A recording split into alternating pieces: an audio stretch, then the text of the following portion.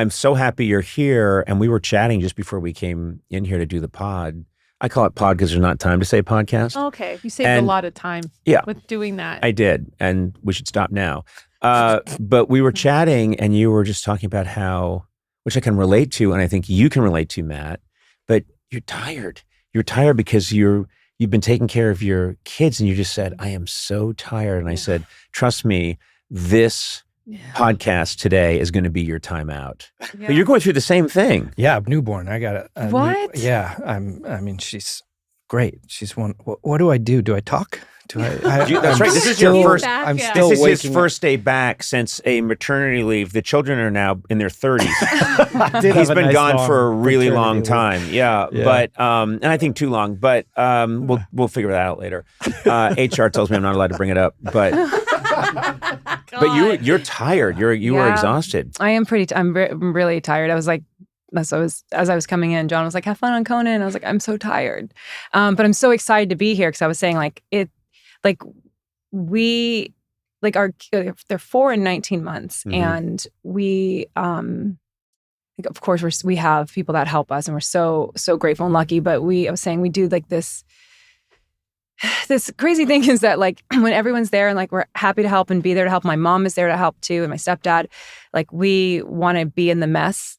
Just be in it with them. And the problem is that it just leaves us with nothing on the other side. So like we're giving to our work and then we come home and it's like we can do it all ourselves. And it's just, and I just I don't have that instinct. Oh. When I come home, I'm very happy to say, because we have a lot of help. I have 8 butlers.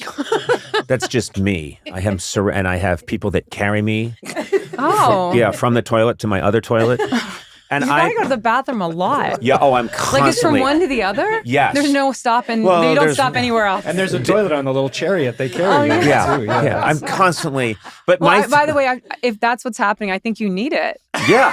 No. Trust me. I don't think this is like vanity at all. I think there's something going on. That's a really good point. And thank you for taking my side on this, because my wife is always like, "Is this really necessary?" I'm like, "You have no idea how necessary this is." But I think that's your problem, is saying we want to be part of the, you can meet the children later in life. You know what I mean? You can meet them later. You're saying her problem is that she wants to be involved with her kids. Yeah, what's that all about? In her kids. I don't get it. Oh, okay. Okay. People like Winston Churchill, he was raised by people on the estate, and then he was like brought to meet his parents at a certain age. I'm serious. They're like, "Come, it's time to go meet your father. Hello, pater." It was a weird thing. Your children call you by your first name, don't they? Hello, Conan. Yeah, it's Mr. creepy. Conan. Like Mr. Conan. Mr. Exactly. Conan. Yeah, but it's casual, but still like formal. Super casual. I just think like every little moment, just like I think that John and I connect so much to our own childhoods. Like we have such distinct memories of what our childhoods were like, and we see our children in ourselves so much. So I think it's like every time we are like, the funny thing is like Malcolm will do something and then John and I will both have a different reaction based on like what our childhood is. And so that sometimes we're very different. He's Irish Catholic, white collar family. And then I grew up in a military family with like your mom, a Vietnamese refugee, yes, right? Yeah. Who came here in 1975. The day the war ended. Oh my God. Yeah, it was out on the last boats out. And so you have a completely different frame of reference than John Mulaney, Irish Catholic. Yeah. So like the other day, gosh, I can't remember exactly what it was, but John said something about Malcolm is like, "Why can't we do this thing?" And John was like, "Oh, well, because it's closed now. Everything's closed." And then I was like, at the same time I was going, "Well, because we've decided that we're not going to do that because," and we both looked at each other going like, which way do we go? Like, what are we doing? You didn't have your stories straight. We did not, and we do that a lot. And then one of us will kind of start to talk slower, and that's the cue to be like, we followed that person, whoever. So they're like, "No, it was, it's closed, so we're not going to go today, but we're going to go tomorrow." And then we're like, "Oh, good. Okay." So your kids now think you're just liars. No, but that's what we're trying. That's all parenting is. Yeah, we're trying to get. She has twins as well. Yeah, I think the three of us have kids that are around the same age. Yeah, my I have a boys, 4-year-old my as well. boys turned 5 in July. Yours is in October. Yeah. And I think Yeah, Malcolm's he's 4. Yeah. Yeah, just turned 4 at the end of November. Okay. I used to tell our kids that Obama canceled it. I'm serious. I used to do that. I used to tell them, Obama canceled it. That's why we can't do it. And very quickly they figured out. And one time I said, "Oh, is that?" They said, "What?" And I said, "Yeah, it was on CNN." And I think it was my daughter said, "What is that? The Conan Nonsense Network?" Oh my God. And I was like, "Okay, well, this doesn't work anymore." They're Republicans now. It was a Biden term. She was 2 when she said that. Yeah. I just said that to John just yesterday. I was talking about something that my mom had said to me that was so like flippant and innocuous. She wasn't even thinking. I know at that time she didn't think it was anything. But what she said, I knew was a lie. Because it was just like when I was a 5-year-old, she was like, "Oh, whatever it was just like a little lie." Mm-hmm. And I know in that moment, the course changed from being like, I believe everything my mother says, to being like, "Oh, you're not going to be telling the truth about things." Right. And then I look at myself as an adult. I'll be like, "Mom, my mom knows everything. She's so annoying. She knows everything. She's always right." And yet I'll still be like, no, because that's my default is to be like, no, because I remember when it all changed for me. You lied one time and I can never trust you again. Well, when I think as a kid, like, I said to John, we never know when we're creating a core memory. So like there's things that my mom said and did that she will never, ever be like, I remember that. Because there was one time when it's like in the 80s, right? So my mom would had us, my sister and I, my stepsister, same age as me, came home from school, puts us to nap.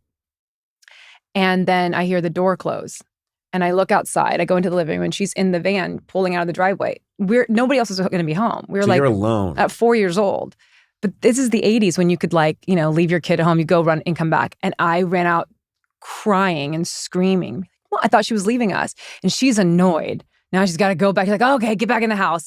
And I was just being like, and then I was so confused. Like now she's annoyed with me. And did I do something wrong? But she was leaving me. And it was just, and that became such a core memory for me. That's bold even for the 80s. Yeah. That's pretty good. Not for the 70s, but for the 70s. 80s. Yeah. Well, we used to also in the pickup trucks, like, sit in the back of the flatbed, but on the hump where the wheel is, we could sit in there, like just, a free ride through the highways. Like no one got in trouble then. It was a different time. Yeah.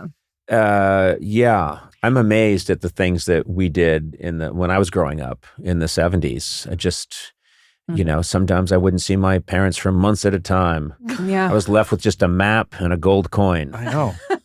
You go on a full walkabout for 3 days in your hometown and just come back tan and dirty. In the outback. Yeah. Well, this is interesting because I can relate, obviously, to John and I have similar, kind of lineage, and we're both comedy obsessives. Is he always trying to turn something into a comedic riff? Is that something he does at home or not so much? Like, is he turning stuff into material that happens around the house, and can you see him doing that?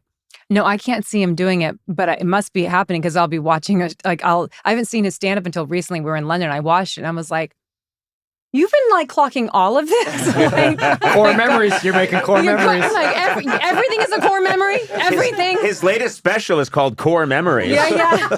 No, it's because but I have noticed something with him that you might relate to as like a comedian, because I see it now with him. Mm-hmm. Is that like Malcolm said something the other day too, I think, and when something's really funny, there's not a big reaction. It's just like, "Oh yeah, uh-huh." And like his brain is already, it's almost like he's like writing it down in a notebook in his head. Yes. You don't immediately laugh. Exactly. You just go, "Oh, that's very funny." Yeah. I see. Yes, that can be used later. Yeah, no joy. Yeah. I know. But I think sometimes there's not. Sometimes there's really not. There's like, yes, job. That's very good. That's very good. I think it clicks. It just literally, it flips a switch instead of like where the rest of us are just like, "That's funny." I think it immediately flips this other switch that's like, "That is very funny. Let me log this down. Let me not forget the nuances of whatever this whole little moment was." So that happens a lot more than I recognize, like the first year we're together. Yeah, it's not as obvious as John saying, your Malcolm falls down and he's like, "Wait a minute, I can use this." No. Keep crying so I get down what it's like.